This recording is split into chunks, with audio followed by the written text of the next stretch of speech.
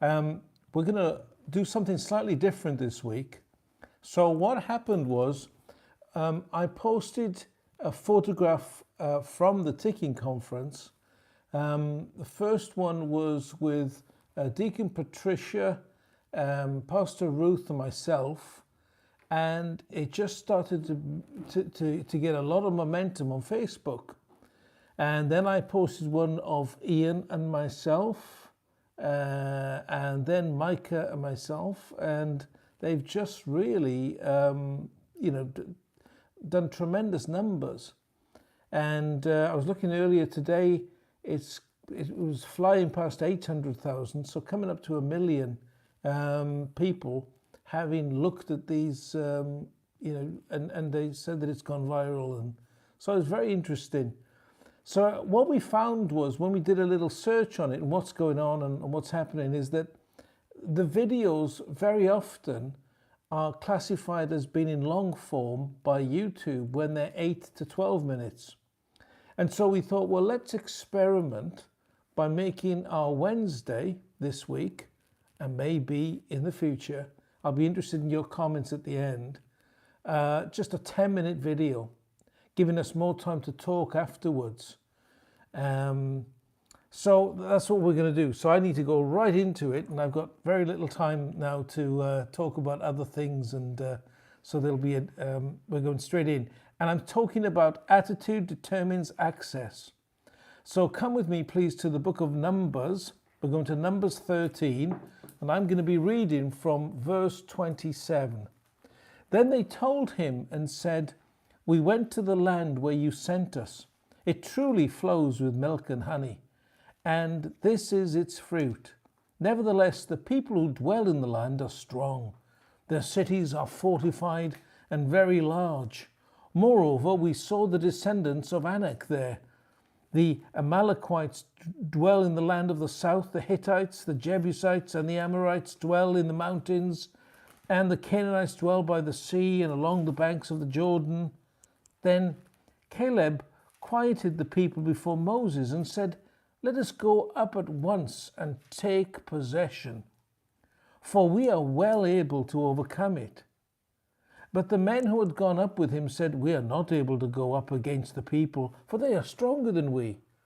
And they gave the children of Israel a bad report of the land which they had spied out, saying, "The land through which we have gone as spies is a land that devours its inhabitants, and all the people who we saw in it are men of great stature. There we saw the giants, the descendants of Anak. They came from the giants, and we were like grasshoppers in our own sight, so we were in their sight." So all the congregation lifted up their voices and cried, and the people wept that night. We're in chapter 14 now. And the children of Israel complained against Moses and Aaron, and the whole congregation said to them, "If only we had died in the land of Egypt, or if only we had died in this wilderness. Why has the Lord brought us to this land, to fall by the sword, that our wives and children should become victims? Would it not be better for us to return to Egypt?" So they said to one another, "Let us select a leader and return to Egypt." Then Moses and Aaron fell on their faces before all the assembly of the congregation of the children of Israel.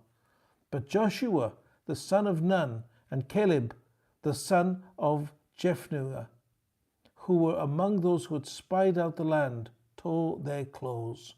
And they spoke to all the congregation of the children of Israel, saying, "The land we passed through to spy out is an exceedingly good land. If the Lord delights in us, then he will bring us into this land and give it to us, a land which flows with milk and honey. Only do not rebel against the Lord, nor fear the people of the land, for they are our bread. Their protection has departed from them, and the Lord is with us. Do not fear them." It's remarkable, really. I don't know if you can relate to this story at all, but I can relate. And to be honest, I relate to both sides of the story. Sometimes I've felt like Joshua. I felt strong. Sometimes I've felt the other way. And it's a serious thing. You know, Israel reached the edge of the promised land. They'd seen the miracles. You know, the Red Sea split, manna from heaven, water from the rock, protection from the enemies. People who have seen the miracles of God, people who have seen the things of God, they forget. You think, well, if they've seen real miracles, if they've seen, they'd never turn their back. Oh, yes, they would. Oh, yes, they did it in the Bible, and they're doing it still today. But when, you know, they faced giants and fortified cities, despite seeing all those miracles, their focus shifted from the promises of God to the circumstances before them. And so often, you know, we can focus on the circumstances before us.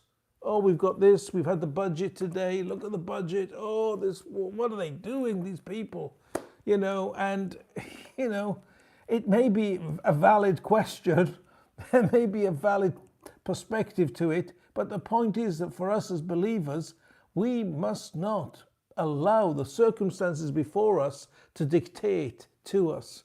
What we must do is just allow our faith in the Lord and His help, His guidance to help us and be our lead through this world that we live in. The majority, you know, let me give you one clear point here. Your attitude towards God's promise will determine whether or not you enter His provision. Let me say that again. Your attitude towards God's promise determines whether you enter His provision. Israel saw the same land, but there were two different attitudes that emerged. The majority said, oh, we're like grasshoppers, we cannot. Fear magnified their problem and minimized their God.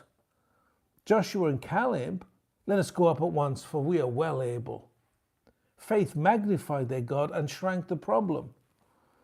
The same circumstances, the same land, the same promise, but a different spirit ultimately, and a different outcome. So attitude in the kingdom is very important. In the kingdom, attitude is not emotional optimism or fake positivity. Attitude is the posture of the heart towards the Word of God. Towards God, you know, people say, well, where are His promises? What are His promises?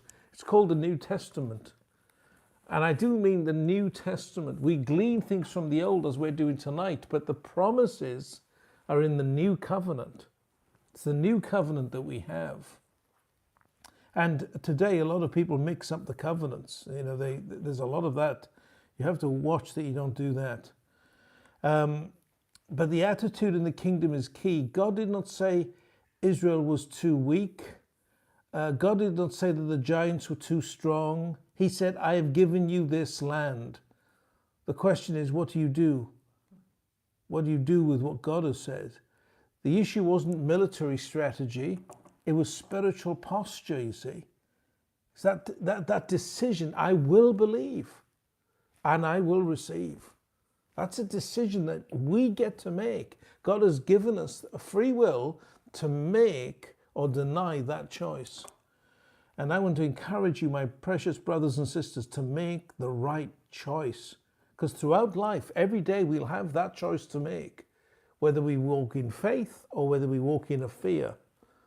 And so God is shaping us to say, come on, walk in faith. And I'm encouraging you because, you know, we need to be encouraged. I know I need to be encouraged. You know, I'm so thankful for my darling wife, who's such a great encourager to me. Very often I pour out my heart to her and she encourages me. And my family, and I spoke to my mum earlier today, and she encouraged me. We need each other, you know. We really do need each other. We need to encourage one another. So the consequence, because they focused on circumstance instead of promise, an entire generation died outside of their destiny in God. They had the promise, they had the covenant, they had the miracles, but they didn't have the attitude of faith that receives. They had it all, except they chose not to. have the attitude of faith. And so Joshua and Caleb did not simply feel braver, they trusted God who had already spoken. They said, we're going to live not by what we feel, not by what circumstances, but by the word of God and the promises of God. And step one is to find out what those are by Bible study in the New Testament. That's why what we do tonight and what we do throughout the week and on Sundays, it's very important, absolutely vital for the Christian life, studying the Bible. So you may face giants, my friends, as I bring this to a close. Sickness, financial pressure, broken relationships, doors that don't open, critics, people who are mean to you, fear, confusion. Your circumstances cannot change God's promise. Only your attitude towards it can. So faith doesn't deny the giant. Faith simply says, my God is bigger. Okay? So Israel stood at the border of their promise and turned back. Don't let your attitude be the thing that keeps you from your promised land, precious brother and sister. I have a question for you as we close. Our time is up. Are you more focused on what you see in front of you or on what God has already spoken over you? Every blessing. And I look forward to seeing you next week. And by the way, just tell me if you like this shortened version of what we're doing on Wednesdays. Every blessing. Bye for now.